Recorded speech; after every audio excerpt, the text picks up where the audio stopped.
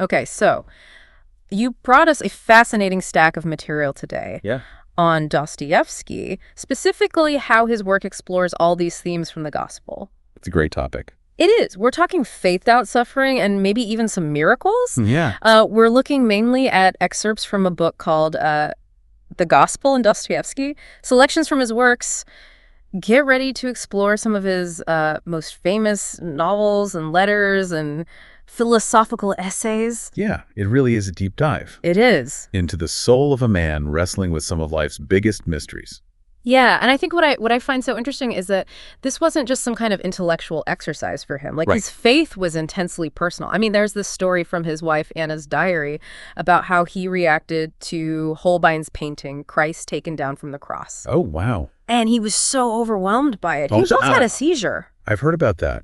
Yeah. That's amazing. Yeah. Yeah, his wife actually describes his face as having the sort of frightened expression I had often noted during the first moments of an epileptic seizure. Wow. So this wasn't just some kind of art appreciation thing, you know? Yeah. This was a profound physical reaction Yeah. to this depiction of Christ's suffering. Yeah. And it's that kind of raw emotion that you see reflected in his characters. Yeah.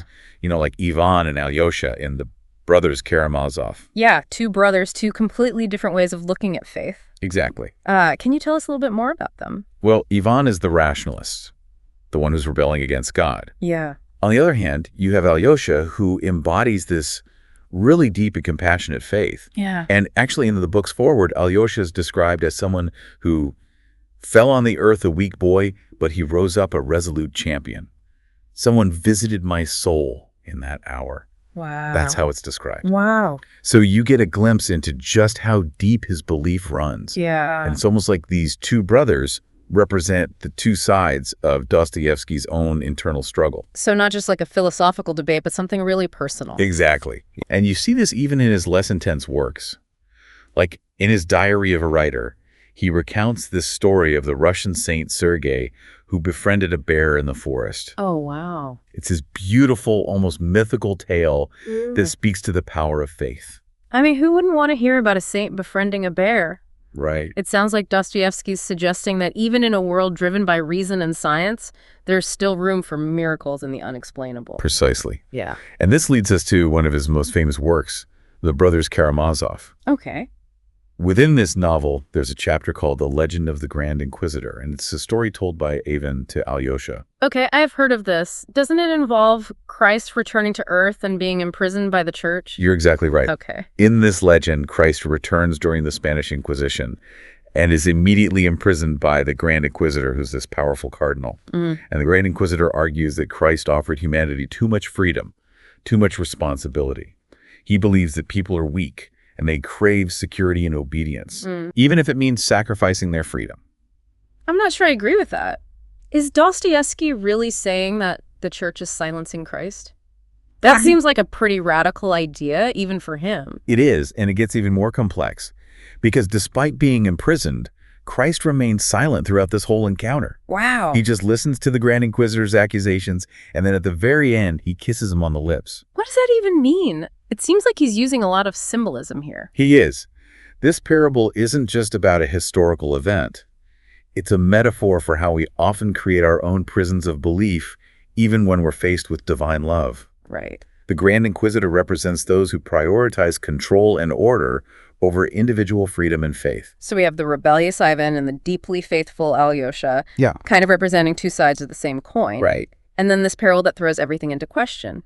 It's no wonder that his work still resonates with people today. It grapples with questions we all ask ourselves at some point. And you can't talk about Dostoevsky without talking about suffering.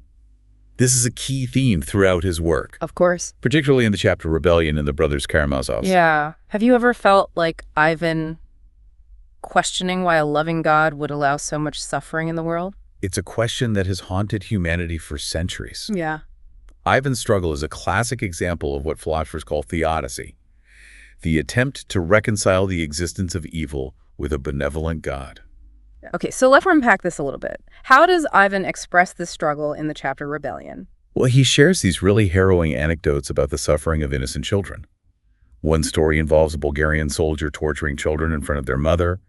Another describes this civilized couple who savagely beat their 7-year-old daughter. These stories sound incredibly disturbing. What is Dostoevsky trying to achieve by sharing such graphic details? These stories, while difficult to read, highlight the depth of Ivan's anguish. He isn't just debating theology. Yeah. He's wrestling with this really deeply personal crisis of faith. Right. And Ivan's torment culminates in this powerful image of him returning his entrance ticket to existence. Okay. It's like he's saying that he cannot accept a world where such pain and suffering exist, especially if it's allowed by a loving God. So we're seeing this descent into doubt with Ivan. Yeah. It's almost like we're experiencing his internal turmoil right alongside him. Exactly. And what's interesting is that Dostoevsky doesn't shy away from exploring the psychological consequences of this doubt. In the chapter The Devil, we see Ivan's internal struggle actually manifest as a hallucination. Okay. A rather talkative and, dare I say, entertaining devil. Speaking of doubt, let's explore how Ivan's internal struggle literally takes on a life of its own in that chapter, The Devil. So you see how Ivan intellectually is grappling with these ideas of faith and suffering, but now we're moving into this realm where his doubts take on a physical form. Yeah. Almost like a character in his own personal drama. And it's not some terrifying fire and brimstone devil either, right? It's described as being kind of gentlemanly. Exactly. This devil is obsessed with appearing refined. Almost comical in his insistence on being perceived as a proper gentleman. He complains about things like modern medicine and specialists. Even tells this hilarious anecdote about a marquis who lost his nose. It's like having tea with Satan. What is Dostoevsky doing with this almost absurd humor? He's showing us the seductive nature of doubt. It's not always this dark, imposing force. Right. It can be subtle, even charming. And that's what makes it so dangerous. Yeah. It can kind of creep into our minds and make us question everything. And I imagine Ivan is not particularly thrilled about having this devil hanging around, even if he is a bit of a dandy. He's definitely struggling. You see him trying to rationalize it away, to convince himself it's all just a dream. But the devil's presence is too insistent, too real. So this isn't just about doubt as an abstract concept. Right. It's about how those doubts can manifest in our minds, almost taking on a life of their own. Exactly. We see Ivan wrestling with this inner turmoil. And in the midst of this whole psychological tug-of-war, the devil drops this chilling line, "I suffer but still don't live." Whoa, that's heavy. What does that even mean? It's a statement of profound existential despair. Yeah. It's the emptiness that can come with rejecting faith, with embracing nihilism. It's as if Ivan is saying that without belief, without something to give meaning to his suffering, life itself loses its purpose. It's pretty dark, but I feel like Dostoevsky doesn't leave us there in that darkness. There are these glimmers of hope, these moments of grace, even in the midst of all this suffering. Absolutely. We see this throughout the material you've shared. One particularly moving example is the story of Murray, the young woman who was ostracized for having a child out of wedlock. Yeah, the village basically shuns her. Right. Refuses to acknowledge her humanity. Right. It's heartbreaking. But then we see these children who, despite the prejudices of their parents, show Marie kindness and compassion. It's almost like their innocence allows them to see past the societal judgment and recognize her as a human being deserving of love and respect. Exactly. And what's even more remarkable is that even the villagers who initially condemned her eventually come to offer her support in her final days. It's like this ripple effect of compassion. It starts with the children and eventually spreads throughout the entire community. It's a powerful reminder that even in the face of societal rejection, there's still the possibility of redemption through human connection and empathy. And it's not just Marie's story. In Crime and Punishment, we have that scene where Sonia, a young woman forced into prostitution, reads the story of Lazarus's resurrection to the murderer Raskolnikov. That scene is so rich with symbolism. You have Sonia clinging to her faith as a lifeline in a world of darkness, reading the story of hope and renewal to Raskolnikov, who is consumed by guilt and despair. And what's interesting is that Raskolnikov, despite his cynicism, can't completely resist the power of the story. It stirs something within him, a glimmer of hope in the darkness. Sonia even challenges him directly, saying, "Look things straight in the face at last, and not weep like a child and cry that God won't allow it."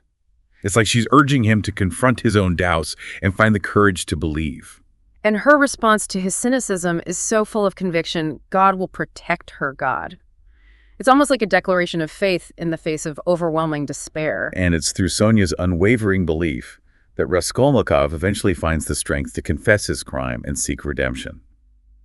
It speaks to the transformative power of faith, how it can inspire hope and healing even in the most broken of hearts. So we're starting to see this movement from doubt towards redemption. It's not this sudden dramatic shift, but more like these small glimmers of hope breaking through the darkness. Right.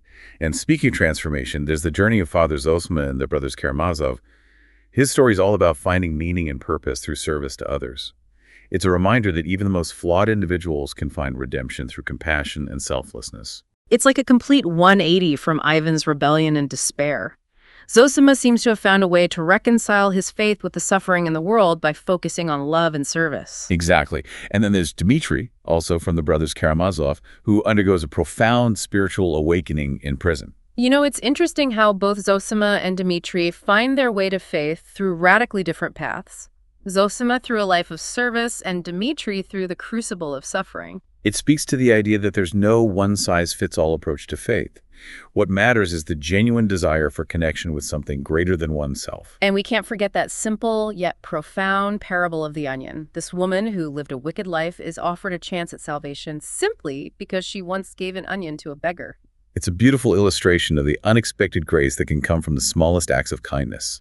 It challenges us to reconsider our own assumptions about who is worthy of redemption and to recognize the power of compassion to transcend even death itself. It seems like Dostoevsky is saying that even the most insignificant actions can have profound ripple effects, that redemption is always possible no matter how far we've strayed. And it's not just about earning our way into heaven.